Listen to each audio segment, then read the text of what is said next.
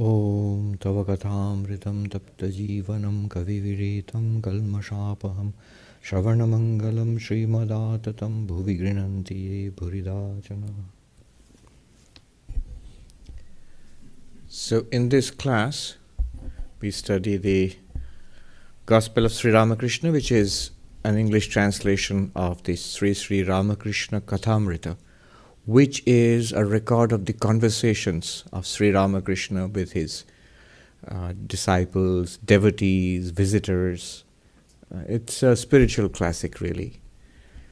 And the format of this class is, I read a little bit, and then I say something about it, and you're welcome to chip in with questions, observations.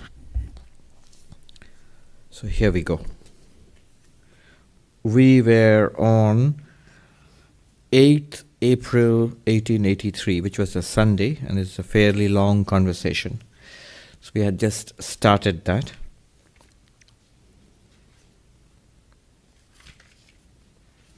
If you remember, he was speaking with Manilal, who had visited Benares and had met Trailanga Swami, he had met Bhaskaranda Swami, and Sri Ramakrishna asked him, what did you see? What did you talk about? And he narrated his conversation with Bhaskaranda Swami. Trailanga Swami was, by that time, he was observing a vow of silence, so he didn't speak. But Manilal saw him. He was a legend in his time.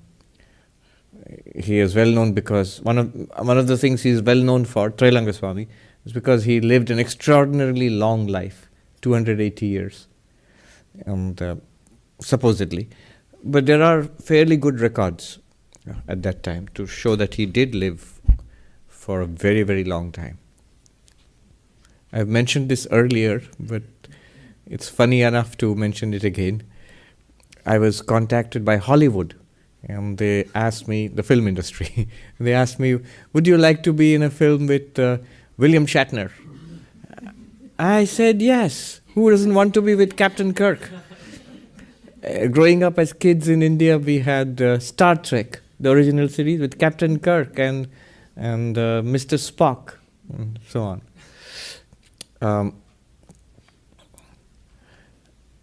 So it turned out that William Shatner is hosting a TV show called The Unexplained.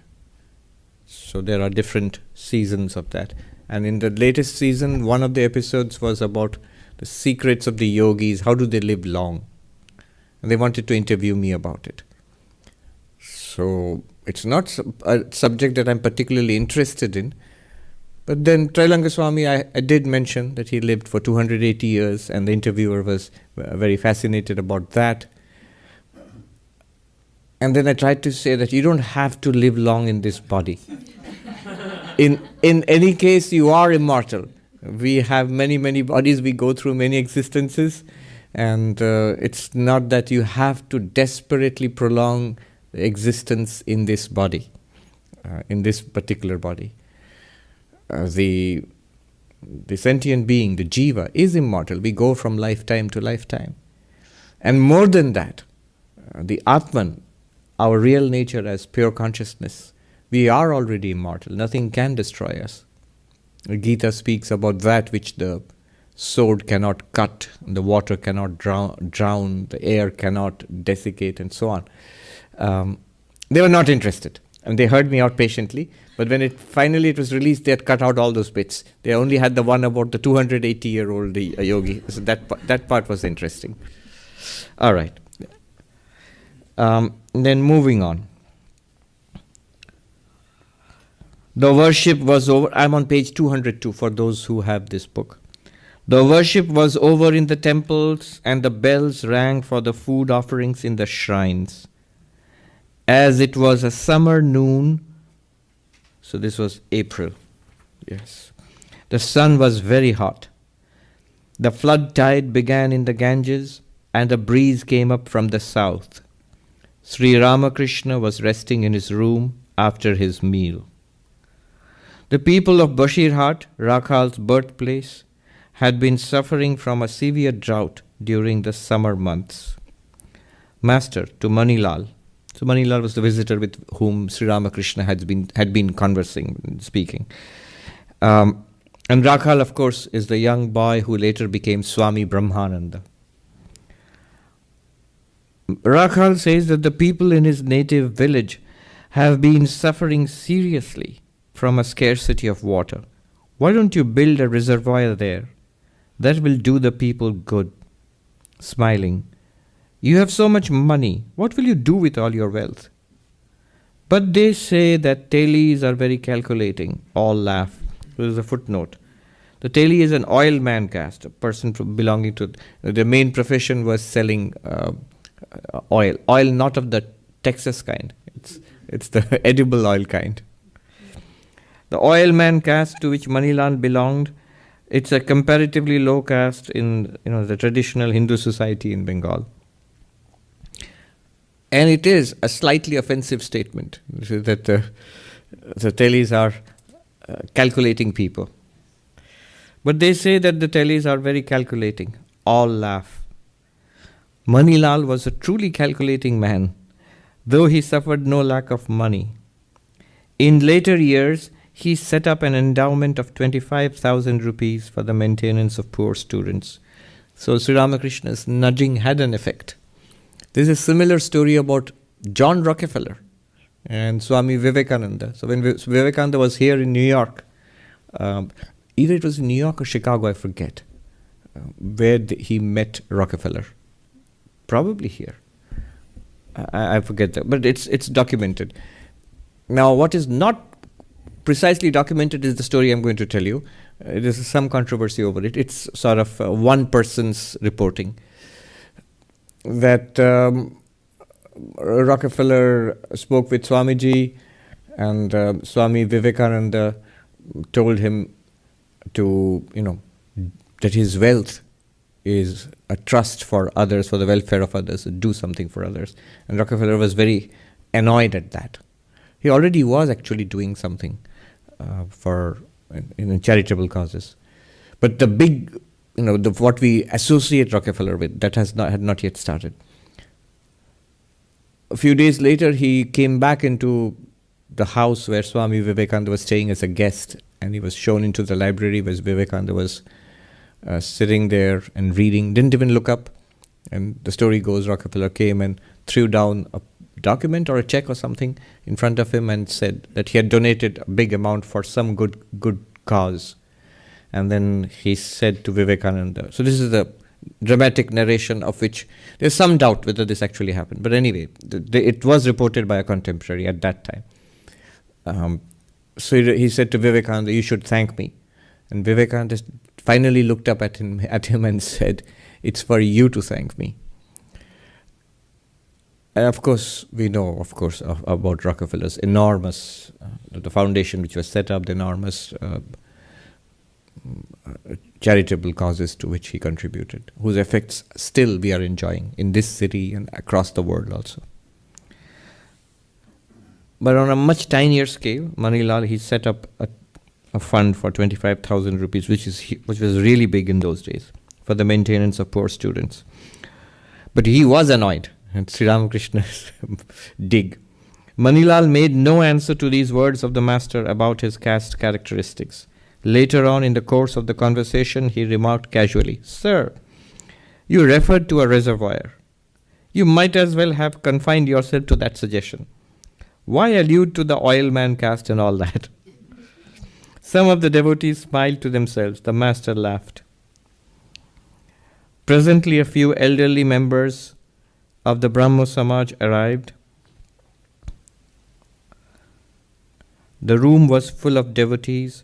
Sri Ramakrishna was sitting on his bed, facing the north. He kept smiling and talking to the Brahmo devotees in a joyous mood. Master, you talk glibly about prema. Prema is the ecstatic love of the divine, intense love for God. You talk glibly about prema, but is it such a commonplace thing? There are two characteristics of prema. First, it makes one forget the world. So intense is one's love of God that one becomes unconscious of outer things. Chaitanya had this ecstatic love. He took a wood for the sacred grove of Vrindavan and the ocean for the dark waters of the Jamuna. Second, one has no feeling of myness toward the body which is so dear to man. One wholly gets rid of the feeling that the body is the soul. That I am this body. One gets rid of that feeling. There are certain signs of God realization. The man in whom longing for God manifests its glories is not far from attaining Him. What are the glories of that longing? They are discrimination, dispassion, compassion for living beings, serving holy men, loving their company, chanting the name and glories of God, telling the truth, and the like. When you see these signs of longing in an aspirant, you can rightly say that for him the vision of God is not far to seek. The state of a servant's house will tell you unmistakably whether his master has decided to visit it. First, the rubbish and the jungle around the house are cleared up. Second, the soot and dirt are removed from the rooms. Third, the courtyard, floors, and other places are swept clean. Finally, the master himself sends various things to the house, such as a carpet, a hubble-bubble for smoking, and the like. When you see these things arriving, you conclude that the master will very soon come. A devotee, a very nice example, cute examples. A devotee, sir, should one first practice discrimination to attain self-control? Discrimination is the path of vichara, inquiry. Who am I? Am I this body, this mind? What am I actually? Master, that is also a path. It is called the path of vichara, reasoning. But the inner organs, there's a footnote, inner organs are mind, manas, intelligence, buddhi, mind stuff, chitta, and ego, ahankara. But the inner organs are brought under control through the path of devotion as well. It is rather easily accomplished that way. Sense pleasures appear more and more tasteless as love for God grows. Can carnal pleasure attract a grief-stricken man and woman the day their child has died? Devotee, how can I develop love for God? Master, repeat His name and sins will disappear. Thus you will destroy lust, anger, the desire for creature comforts, and so on. Devotee, how can I take delight in God's name? Master, pray to God with a yearning heart that you may take delight in His name. He will certainly fulfill your heart's desire. So saying, the Master sang a song in his sweet voice, pleading with the Divine Mother to show her grace to suffering men. O Mother, I have no one else to blame. Alas, I sink in the well these very hands have dug. With the 6 passions for my spade, I dug a pit in the sacred land of earth. And now the dark water of death gushes forth. How can I save myself, O my Redeemer? Surely I have been my own enemy. How can I ward off this dark water of death? Behold, the waters rise to my chest. How can I save myself? O Mother, save me. Thou art my only refuge. With thy protecting glance, take me across to the other shore of the world. The Master sang again, what a delirious fever is this that I suffer from. O Mother, thy grace is my only cure. False pride is the fever that racks my wasted form. I and mine are my cry. Oh, what a wicked delusion! My quenchless thirst for wealth and friends is never ceasing. How then shall I sustain my life? Talk about things unreal, this is my wretched delirium, and I indulge in it always, O giver of all good fortune. My eyes in seeming sleep are closed, my stomach is filled with the vile worms of cruelty. Alas, I wander about absorbed in unmeaning deeds. Even for thy holy name I have no taste, O Mother. I doubt that I shall ever be cured of this malady. Then the Master said, Even for thy holy name I have no taste. A typhoid patient has very little chance of recovery if he loses all taste for food. But his life need not be despaired of if he enjoys food even a little. That is why one should cultivate a taste for God's name. Any name will do, Durga, Krishna, or Shiva. Then if, through the chanting of the name, one's attachment to God grows day by day and joy fills the soul, one has nothing to fear. The delirium will certainly disappear. The grace of God will certainly descend. As is a man's feeling of love, so is his gain. This is a quotation. Once two friends were going along the street when they saw some people listening to a reading of the Bhagavata. "Come, friend," said the one to the other, "let us hear the sacred book." So saying, he went in and sat down. The second man peeped in and went away. He entered a house of ill fame, but very soon he felt disgusted with the place. "Shame on me," he said to himself. "My friend has been listening to the sacred word of Hari, and see where I am." But the friend who had been listening to the Bhagavata also became disgusted. "What a fool I am," he said. "I have been listening to these fellows blah blah, and my friend is having a grand time." In course of time, they both died. The messenger of death came for the soul of the one who had been listening to the Bhagavata and dragged it off to hell. The messenger of God came for the soul of the one who had been to the house of prostitution and led it up to heaven. Verily, the Lord looks into a man's heart and does not judge him by what he does or where he lives. Krishna accepts a devotee's inner feeling of love. In the Karta Bhaja sect, the teacher, while giving initiation, says to the disciple, "Now everything depends on your mind." According to this sect, he who has the right mind finds the right way and also achieves the right end. It was through the power of the mind that Hanuman leapt over the sea.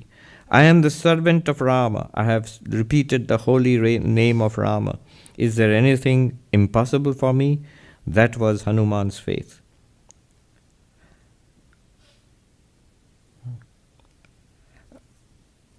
Ignorance lasts as long as one has ego. There can be no liberation so long as the ego remains. "O God, thou art the doer and not I." That is knowledge. By being lowly, one can rise high. The chatak bird makes its nest on low ground, but it soars very high in the sky. Cultivation is not possible on high land. In low land, water accumulates and makes cultivation possible. One must take the trouble to seek the company of holy persons. In his own home, a man hears only worldly talk. The disease of worldliness has become chronic with him. The caged parrot sits on its perch, repeats Rama, Rama. But let it fly to the forest and it will squawk in its usual way. One more beautiful example. Mere possession of money doesn't make a noble man. One sign of the mansion of a noble man is that all the rooms are lighted. The poor cannot afford much oil and consequently cannot have so many lights. This shrine of the body should not be left dark. One should illumine it with the lamp of wisdom. Lighting the lamp of knowledge in the chamber of your heart, behold the face of the Mother, Brahman's embodiment. All right. That's enough to be going on with. Let's go back. He says to the Brahmo devotees, you talk glibly about prema, but it's not easy. Real love of intense love of God. Two things he says. First of all, one forgets the world. And one becomes unconscious of outer things, literally. He gives the example of Chaitanya who became unconscious of whatever else was around him. Not unconscious. He was so intensely conscious of God. So intensely conscious of God that he was not conscious of anything else around him. Milton, I like this saying so much. the mind in its own place can make a heaven of hell and a hell of heaven. How? How can the mind? We know this. What you pay attention to. How can the mind make a heaven of hell and a hell of heaven? Attention. What the mind attends to. It's a choice that one makes. Where is my attention? There are many aspects of life around us. Very intensely we pay, if we deliberately, consciously pay attention to that which is positive, that which is high, that which is noble, and ultimately that which is divine, then life becomes heaven. And if we pay attention to that which is low and mean and petty and meaningless, then life becomes hell. And unfortunately, this attention, it becomes a matter of habit also. So slowly we get into patterns of habit, of thinking, feeling, talking, behaving. And that's how we spin this web around ourselves. What we do not attend to, that fades to the periphery. It becomes almost as if unreal. What we attend to intensely becomes very real in our lives. And then he goes on to say, so that means things in the world, people, relatives, family, job, money, all of those are there, important. But if they absorb all of our attention, life will become hell. Keep your attention on the divine. Keep your attention, if you are on the non-dual path, on that which makes attention possible, which is awareness itself.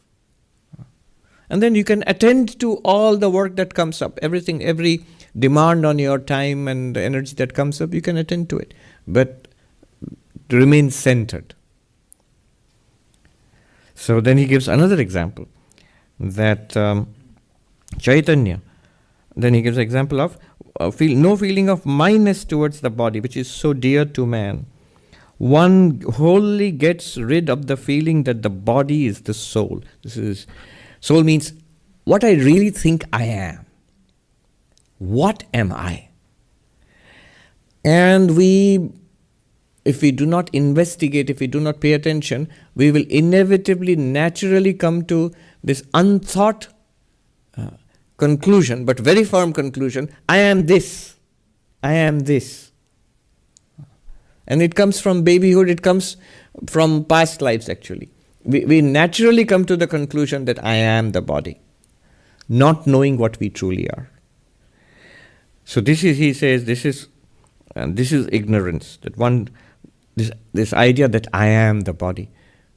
This is the essence of materialism. Essence of materialism. One of the leading popularizers of science in our time, Sean Carroll. I'm going to criticize him, but he's a very nice guy, by the way. I met him a couple of times, once in Hollywood and the second time at Harvard in a book signing. In Hollywood also in a book signing, actually. He was launching his most famous book is The Big Picture. He's a physicist at Caltech. So we received a strange request once in our monastery that can we use the parking lot of your monastery for a book signing event which will be held next door to our monastery, but parking lot, big parking lot, so can people come in? So that was his launch of his book, The Big Picture. He wanted to launch it at a friend's house, one of the launching ceremonies, launching events. And we thought, well, that's what you call chutzpah. An atheist who wants to use the parking lot of a monastery for a book launch event of an atheistic book. Well, we said, we are no less. I and another monk, we decided we'll also go and attend the event. So I and Swami Mahayogananda, who is in Hollywood, we went. Seriously, he was very nice. He was very friendly. He presented me with a copy of his book. And I still remember, he signed it, "Enjoy the universe, Swami." All right. Now, in a conversation which he had with Alan Wallace, which I saw online, he did a very good job of presenting the materialist perspective. He didn't call it the materialist perspective. He said, what is reality according to him? He said, look, reality has layers, and I wouldn't claim to understand all the layers. He gave a very nice example of his mobile phone. He said, my mobile phone does many things. You can talk to Siri on it. This is the examples he gave. That part of it I don't understand. It's the programmers who understand that. The people at Apple and all, they understand that. But what I do understand is what the phone is made up of. The fundamental particles, the electrons, protons, neutrons, even more fundamental, the quarks. We as physicists, this is the central argument, we as physicists know the basic building blocks of the universe. And yes, there are different layers of reality. So there's a layer, the phone is electrons, protons, neutrons, it's quarks, and I understand what they are, and we understand, at least mathematically, we understand their properties, how they behave, how they interact, and produce this thing which you now call a mobile phone. How the mobile phone functions, that I don't understand. That an electronics engineer will know better than me. How the programs work, that neither me nor the electronics engineer understand. That the programmer understands better. But then his point was, these different layers of reality. What are the different layers? Fundamental particles, which I as a physicist, I'm quoting him. The electronic device, marvel called a mobile phone, which an electronic engineer understands. The programming of it, which a computer programmer understands. These are different layers of reality. However, they are not incompatible with each other. You can clearly trace how from the fundamental level of matter and energy, you have a device called a mobile phone. It's a continuous spectrum. From there, how you program it, that's also understandable. None of them contradict each other. It's not an entirely different kind of reality. It's not that there are two realities and they don't fit. They fit very well. So you understand, and at the bottom, at the basis, is physics, he says. And then he goes on to the next stage. So, he says, as a physicist, I am not saying that I understand your emotions, or I understand your reactions, or understand what it means to be a good person or a bad person. That I cannot explain directly. But that's entirely what I'm claiming. So this is materialism. What I'm claiming is all of that. Human emotions, art, politics, whatever it is, religion. All of it is ultimately based on the fundamental particles which make you up this body. So that level we understand. Then the next step of his argument, this is the devastating part of his argument. His argument is, since levels of reality are not incompatible, therefore, there's certain things I know from knowing that you're made of atoms and protons and all, I know certain things are not possible. So if you claim, for example, there is life after death, I will say it's not possible. Although I don't understand religion and all of that, but I will say, I know basically you are electrons, protons, neutrons. At death, those remain behind here. Nothing else can go anywhere else. Those are still there. How can you live after death? How can you go anywhere? That's it. It's finished. So that is a two-part argument. You are this body. And yes, there are multiple layers of reality, all of which I don't understand or no physicist understands. But based on what we as physicists understand, I can say what is possible and not possible. I can say that what your religion claims is not possible. So this is the argument. What would you say to that? So Sri Ramakrishna here, of course, he goes much further. He says, a crucial thing in spirituality is realizing that you are not the body.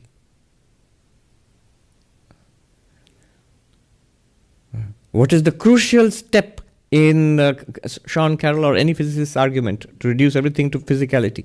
It's you are the body. That he does not question at all. And look, here's Sri Ramakrishna saying, knowledge is first of all realizing that you are not the body. How will you come to this idea you're not the body? How is it obvious? I would say that, what about thoughts? What about mind and consciousness? How would you reduce them down to atoms and protons, protons and electrons and neutrons? Isn't that basically that's the hard problem of consciousness? If I were to ask Sean Carroll, if I were to respond to that, I would say to him, look, you say everything is built up from there, but there's a fundamental discontinuity. Your very thoughts, you as a physicist, tell me what's a thought. The only thing he can ever say is that, oh, well, thought is something produced by the brain. I don't understand how. That's something for the physiologist, for the brain scientist to explain. But the brain scientist is telling us we don't know. There are two groups. One who say that everybody says we don't know.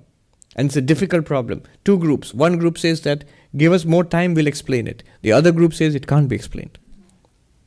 If it cannot be explained, then that argument, Sean Carroll's argument, fails. That if you know electrons, protons, neutrons, you know the fundamentals of existence. You don't know the fundamentals of existence. Because there is something that cannot be traced back or reduced back to neutrons, protons, and electrons. This idea that I am the body, this is ignorance according to Sri Ramakrishna. Sign of spirituality is that I am not the body. The first breakthrough. Yes. My name is May Noi. I've been coming here for a while now. What's obvious, people don't realize that when you are sleeping at night and there's a dream, there's the absorber. That cannot be molecules and atoms, because if the bodies lie down, which is made of molecules and atoms, the absorber, which is still watching the dream, you're dreaming in different places, that cannot be made of molecules. So that's very interesting. People don't realize there's still a looker that's always looking 24 hours, which is looking at the molecule, which is called the body. So it's very obvious, but it's very interesting to see someone who's supposed to be intelligent not realize, well, of course, the looker at night cannot be made of molecules. I don't know. Yeah, seems obvious. And that argument can be extended to the daytime also, the waking state also. Right now, there's the observer experiencing the entirety of objective life. Yeah. That one which in Sean Carroll is doing all the physics, what is that one? For him, I know what the answer will be. He'll say it's the brain. And we will say, explain it. He said, that's not my job. He'll pass the buck to the neuroscientist. But the neuroscientist will firmly pass the buck back to him, because he says that we are unable to explain through neuroscience. Anyway, Sri Ramakrishna's point here, one wholly gets rid of the feeling that the body is the soul. Exactly the opposite of what a materialist would say. And he says it's possible to get rid of that feeling.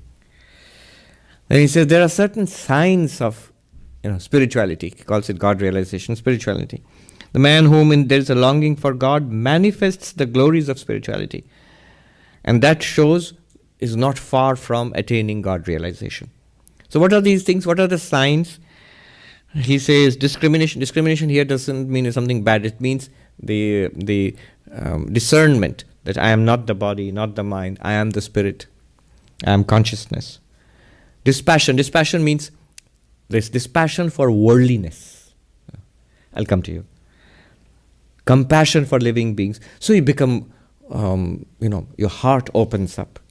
You are sympathetic. You are liberal. You are not clinging and possessive. You do not define yourself or anybody else by material possessions or wealth or status. There is a great yearning for the transcendent, for God. All these things come into your life.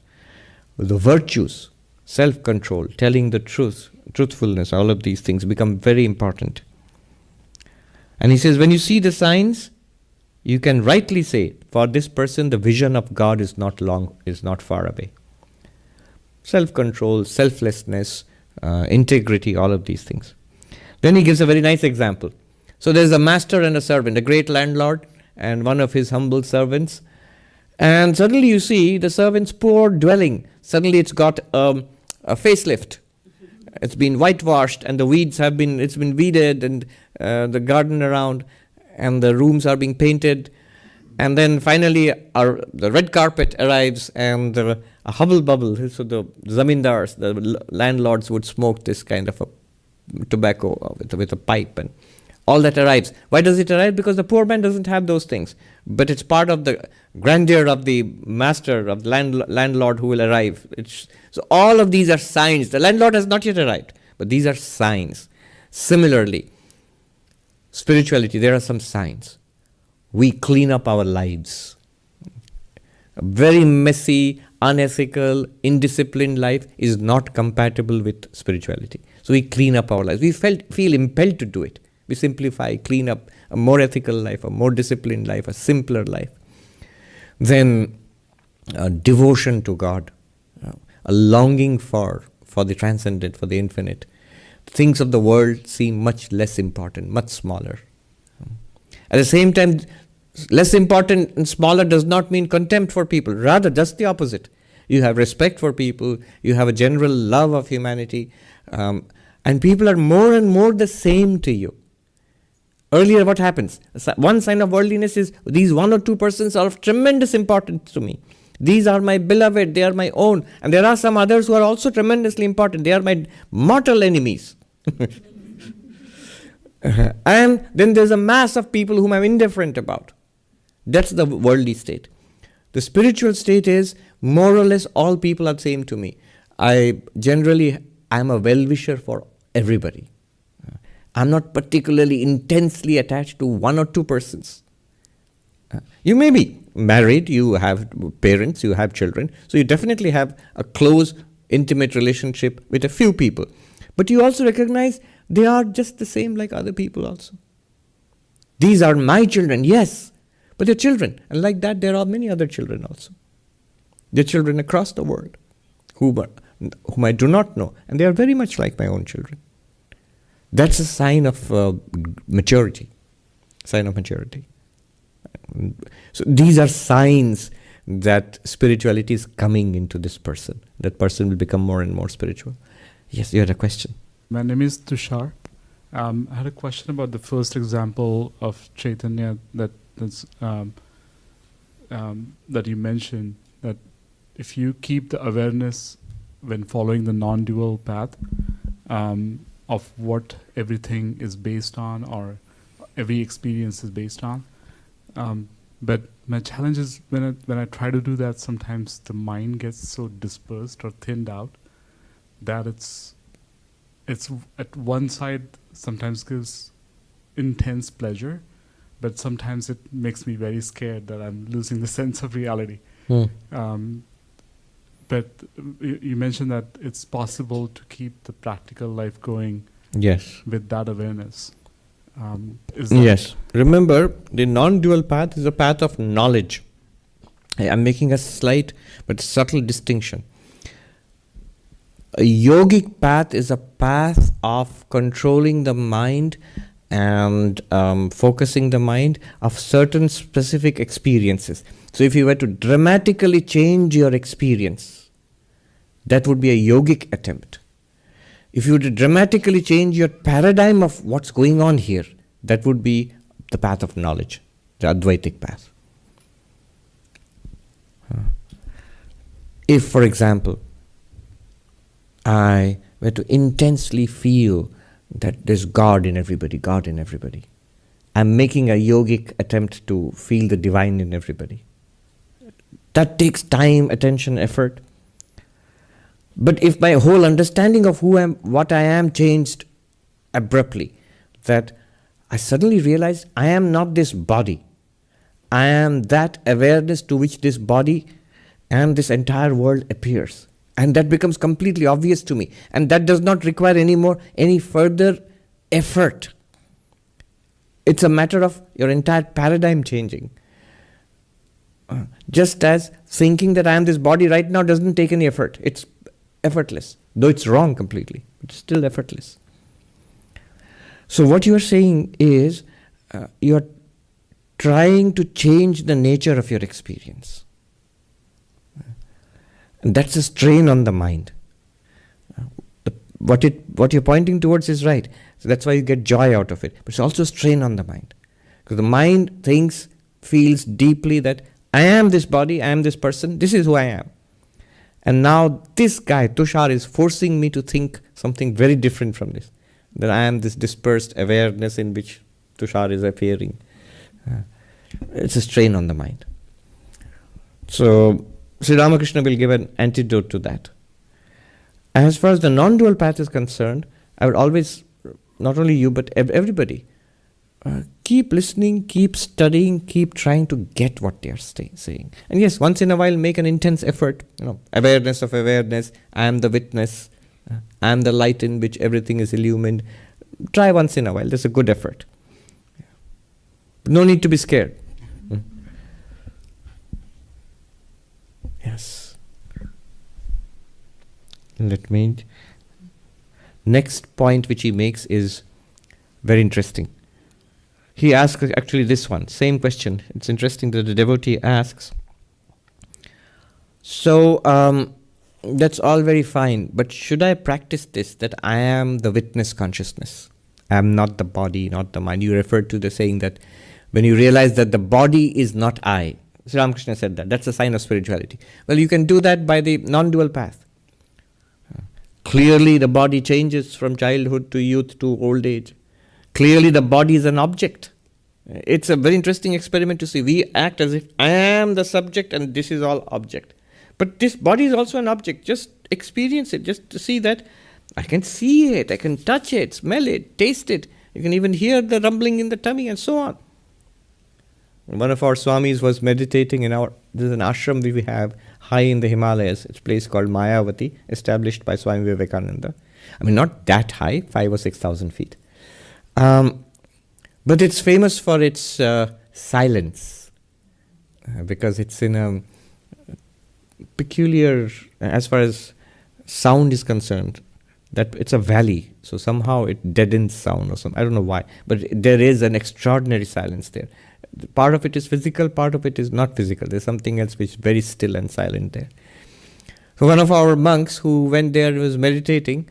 He heard this curious pounding sound, throbbing sound. He wondered what it was until he realized it was his own pulse or heartbeat.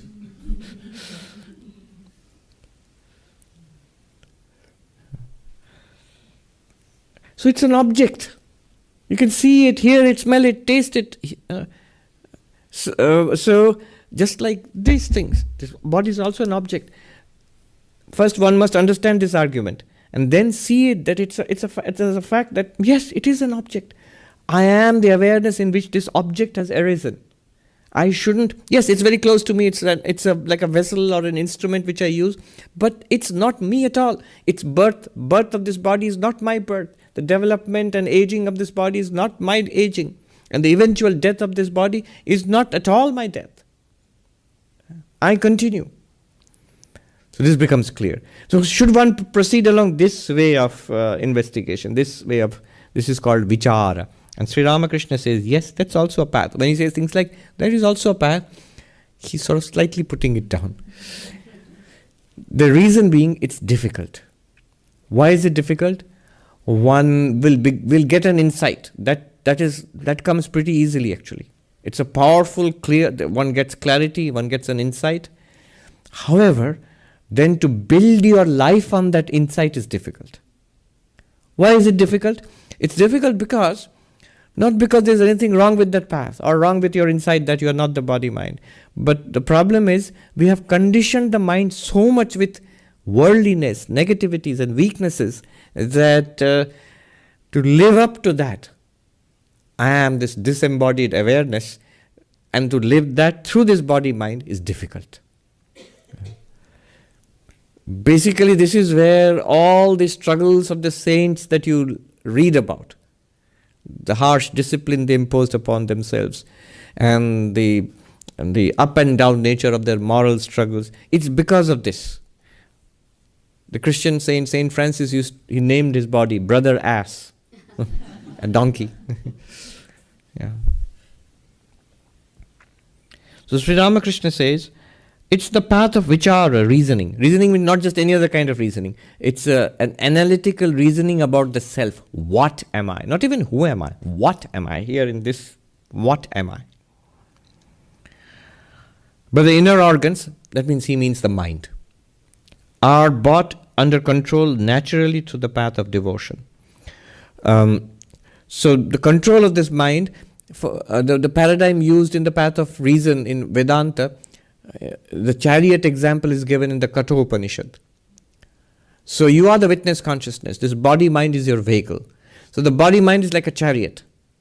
It says the senses are the horses which are pulling this chariot. And the roads they run on are the sense objects. What you see, hear, smell, taste, this world basically is the road you're running on. And what's running? The horses are racing along this road. But the reins by which the horses are controlled, the reins are the mind. The reins are the mind. Our thoughts are that which controls the horses. And then the charioteer, the one who is controlling it, is the intellect, the faculty of understanding. My whole understanding about what is this world, what am I supposed to do here? So that's the driver of the vehicle. That's the charioteer. Even that's not you. This is an interesting thing. And then who are you then? If you are not the chariot is the body. If you're not the body, if you're not the horses, if you're not the chariot, if you're not the horses, if you're not the driver, you're not the reins by which the horses are controlled. If you're not the driver, clearly you're not the road either. Then what are you? Say, I'm the passenger. Yes, but what's the passenger here? So it's the witness consciousness. It is you, the awareness, which experiences all of this. Now, the Upanishad says, then what do you do? What are you going to do? What's the spiritual practice? The practice comes at different levels. At the level of the horses, he says the horses must be trained well. Well-trained horses will respond to commands. Ill-trained horses will bring the chariot to rack and ruin. So the horses have to be disciplined. So that's the rationale for all the privations, the austerities which saints and spiritual seekers have put themselves through. What is an austerity? In Sanskrit is a word called tapasya, austerity, a disciplinary practice. What's that? That which the body mind are used to naturally. The cup of tea in the morning, the air conditioner when it's hot, things like that. The comforter when it's cold. The mind, the relaxing television show in the evening after a hard day's work. These are like places of comfort for the mind. And if you deny them consciously, deliberately. So today I will forgo my night meal, I fast. Or somebody sleeps on a hard bed or things like that. Why would you do that? Those are uncomfortable. So why would you do uncomfortable things? In order to get back control over what the control, you have lost control over something that belongs to you. The horses, you have lost control over them. They must respond to me. I am not here to give the horses a comfortable life. The horses must serve the purpose, draw the chariot. So the disciplining of the body-mind, which is necessary for regaining control over our own instruments, those are austerities. Monks, ascetics in ancient times, and nowadays also, they put themselves through many mortifications. And for what purpose? For this purpose. So the horses have to be well trained, step one. Step two, the reins. What is the reins? The mind, which controls the horses. What discipline is there for the mind? I'm all quoting from the Kathopanishad. Samanaska. Mindfulness. Now it's $1 billion industry here in the United States. Thousands of years ago, the Lord of Death, Yama, is telling the little boy, Nachiketa, mindfulness, attention. We are again back to that attention. What do you attend to? Regain control over your power of attention. I want my mind to pay attention to this and hold, not flicker. Just as the senses have their comfort zone of going to whatever the eyes want to see things, certain things they like to see. Ears want to hear certain things they like to hear. And how did these likings come? There's natural disposition to the sense organs, plus our unthinking way of living has conditioned these senses. What is the natural state of the mind? Flickering. It likes to jump from one thing to another thing to another thing. Why is internet so addictive? Because it follows the flickering nature of the mind. See, a book It is linear. You have to read this page and that page and that page after that, because if you keep going back and forth, it will be a mess. You won't understand what's going on. But the internet is not like that. It takes you from one thing, whatever you like, it will take you there. Then from there, it will take you there. It's like a monkey which climbs a tree, and then other tree, it does not climb down and go and climb up the other tree. It goes from branch to branch to branch. So flickering mind, control over power of attention. No, don't allow the mind to flicker. If you have decided this is important, the mind has to stay on that. And we realize how difficult it is when we try to regain control over power of attention. Then third level, remember the chariot analogy, not a metaphor. So the charioteer, the driver, what is necessary for the driver? For the horses, discipline and training. For the mind, mindfulness. For the charioteer, the intellect, capacity for understanding, it should be knowledge. Vijnanavan. Knowledge. Immerse the intellect in spiritual knowledge. Who am I? What is this world? A clarity about what's what. And what is this body? What are the senses? Who am I? What is this world? Or what's it all about? What is the goal? What is the goal of human life? All this clarity must be there in the intellect. I'll come to you. So when the intellect is immersed in spiritual knowledge, well versed, has clarity, when the mind, the power of attention is under your control, mind's attention, and the senses are responsive, all three are there, then the Upanishad says, the chariot reaches its goal. It's a far shore of samsara, beyond samsara, enlightenment, freedom. If the senses are not trained, if the mindfulness is not there, flickering mind, and the intellect is bewildered as to what am I supposed to do, sometimes this, sometimes that, whatever catches its fancy. Schopenhauer said that the sign of a weak mind it's like a pillow which retains the impression of the last backside which sat on it. It's a weak mind is the one which retains the impression of the last book it read, or in our day and time, the last TED talk it heard. No, clarity. A question here. Pranam Swamiji. Yes. I may not be able to use technically precise language. About the path of knowledge, as I understand it, it consists of using your direct quotidian experience in order to point your attention to the consciousness that illuminates that experience. So in the ultimate sense, it should involve the experience that is used as the pivot should fade into the periphery, and what remains is the pure awareness. Yes. So my question is, in the ultimate sense, will this not also alter the experience of your mind completely? Certainly. And in that sense, then how different is it from yoga? Exactly. Yeah, it's not very different at all. So yoga, what yoga tries to do is alter the experience now, give you extraordinary experiences in the hope that your paradigm shifts when you gain knowledge. That's what yoga is. Chitta vritti nirodha, cessation of the flickering of the mind. In that silence, you get a clarity that this body and mind, I am experiencing it like this, and I am the one which is experiencing. Hopefully it will then snap into place. This is an object. I am the subject of all of this. Hopefully. If it does not snap into place, you know what will happen in yoga, even in deep meditation. You will have tremendous peace, joy, and you'll keep trying to come back to that meditation again and again. You'll see this world, no, this is not spiritual. That what I got in meditation, that was spiritual.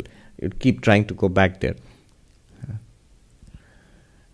Whereas the Advaitic path is inquiring into it so that you see, I am the witness consciousness, and even when I'm in meditation, even when I'm not in meditation, it is the same thing. I am that one witness consciousness, which is shining all the time, effortlessly so. What could be the problem in this way? The problem in this way would be because if you have not sufficiently, purified, if the weeds have not been weeded, if the house has not been repainted, it will still be a mess. You have the clarity, you'll find it difficult to live life. What is needed is a combination of jnana and yoga. This is all for us, for beginners, not for the ones who have actually enlightened over Jivan Muktas. There is a very ancient saying, even older than the Yoga Sutras. I'll tell you the Sanskrit first and translate. Sankhya samam jnanam nasti, yoga samam balam nasti. There is no knowledge like Sankhya. There is no power or strength like yoga. Interesting what they are saying. They're not saying there's no knowledge like yoga. They're not saying there's no strength like Sankhya. Sankhya means the clear distinction between consciousness and object. That's a tremendous insight. I am not this. Why? Because you use the word this. This is a this to what? I am that to which this is a this. If this makes any sense to anybody. Some of you are following. Good. And yoga gives you the power now. The body mind has been firmly brought under control. It will live this new paradigm. If both are not combined, there will be struggle in each case. Different kind of struggle. Yeah. Now Sri Ramakrishna suggests a wonderful way out for this. He brings in devotion. He says here,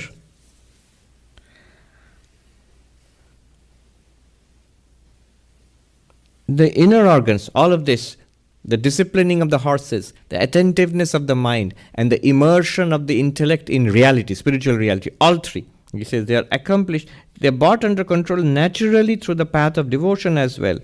It is rather easily accomplished that way. Sense pleasures appear more and more tasteless as love for God grows.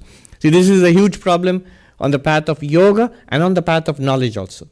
The attraction of the world, the distraction caused by the world. In two ways. One is temptation, the other one is terror. One is attraction, the other one is anxiety. They're anxious about many things in the world and pulled in different directions by the world. You're tempted by the world or terrified by the world. What may happen? These problems are easily overcome if there is an intense love and the feeling of the presence of God. God will take care of the world. God is taking care of the world. God will take care of my life much better than all my maneuverings, trying to make a little better life for me. I'll do whatever has to be needed and leave the rest on God, and I'll relax. So, he says, then he gives a devastating example.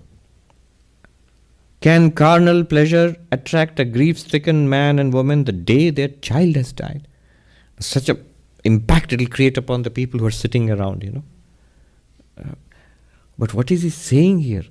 He's saying something like this to all of us. That the things which tempt and attract us in the world, this is an illusion generated by the world.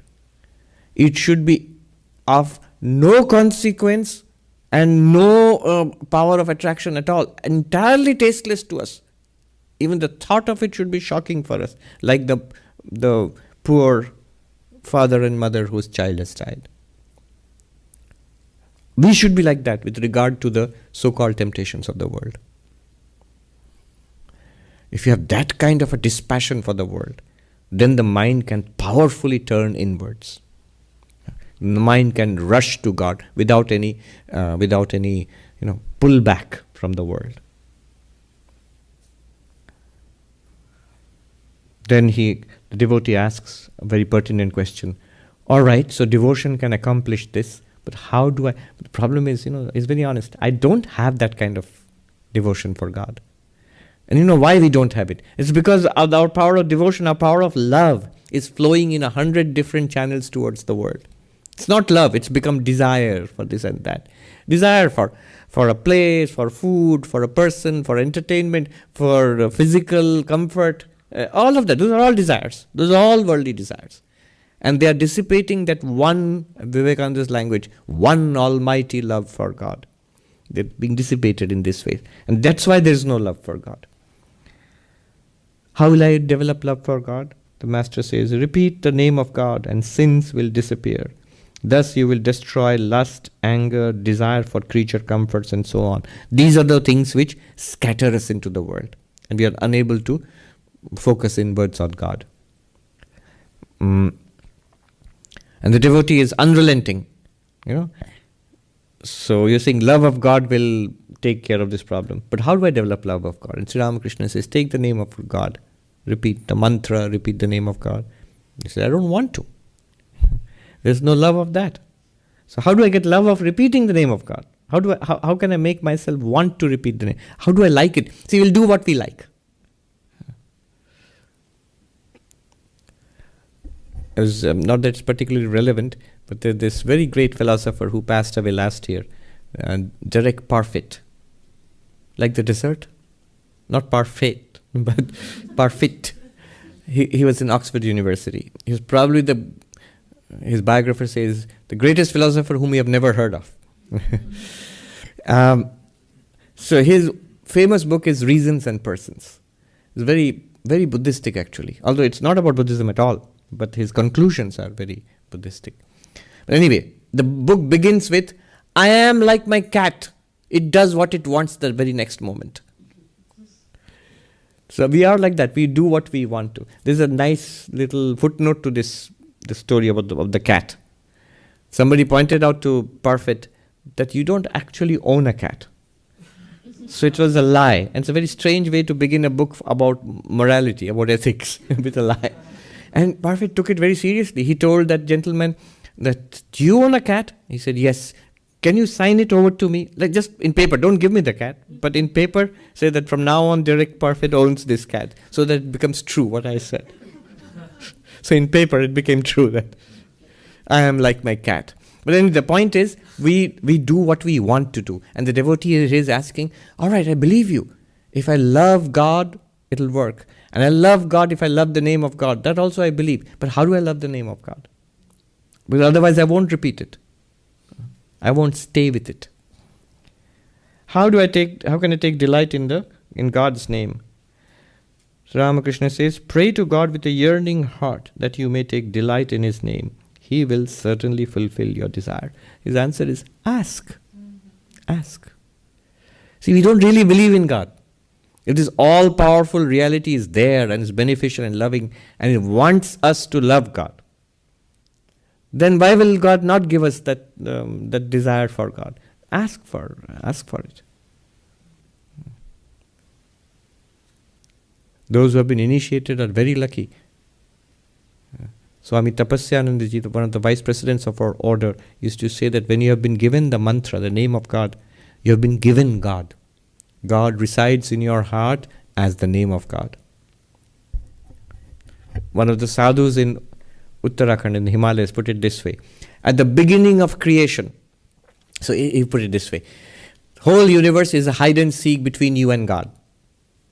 When the universe is not there, God alone exists. God is searching, where did these fellows go? They're hiding. And He finds us all and He creates a universe and He throws us all out into the universe. This world, universe. You know the Hindu idea of, or the Hindu, Buddhist, Jaina idea of multiple universes, cycle of birth and death and so on. So, we're thrown out into the world. Now when we appear, God disappears. So hide and seek. Now we are looking for God. But before disappearing, God says, I'm going to disappear. You won't see me, but I'm going to leave my name with you. Everything is name and form, is a form, table, and the name is table. So the name or the names of God are with us. And they are very powerful. They are our connection with God. So that's the whole practice of the mantra. Sri Ramakrishna he suggests that. It's with you. You can repeat the name of God.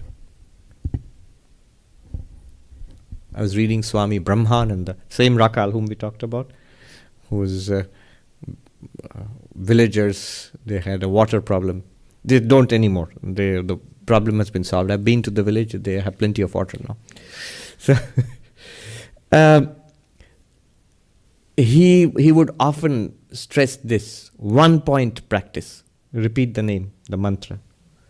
And he says, work intensely and let the name rotate within you. That's the practice. Go on with that. Whatever work you have in your life, throw yourself into that. But with this proviso that let the name rotate within you, let the mantra go on within you. And stay with it. Settle down. Don't be restless.